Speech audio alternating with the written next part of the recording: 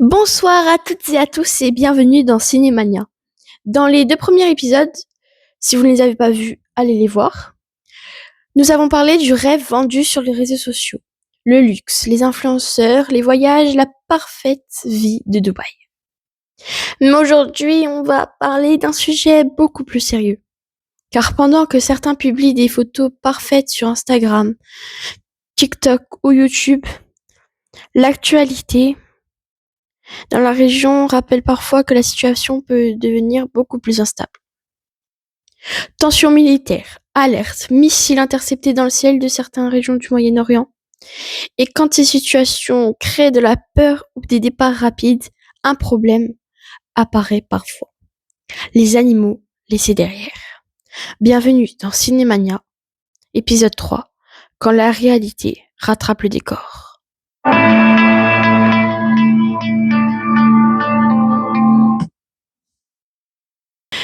Ces dernières années, le Moyen-Orient a connu plusieurs périodes de tension. Attaques de drones, missiles interceptés et alertes sécuritaires dans certaines zones de la région.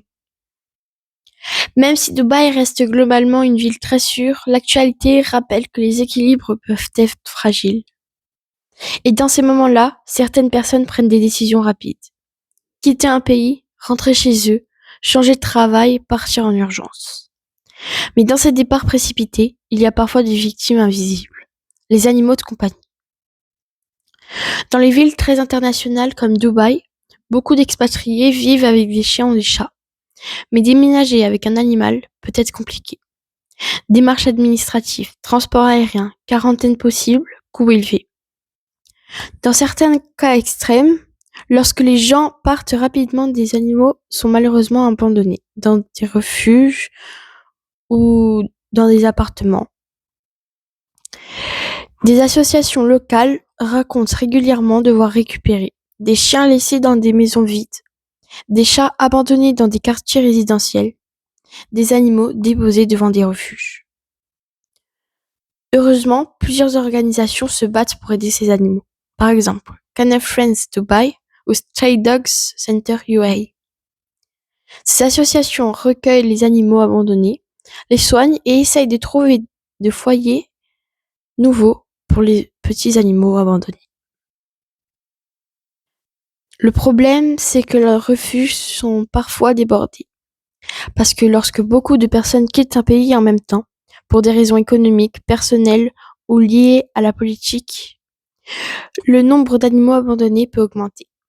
Et pour les bénévoles, c'est souvent un travail très difficile. Ce qui choque parfois les internautes, c'est le contraste.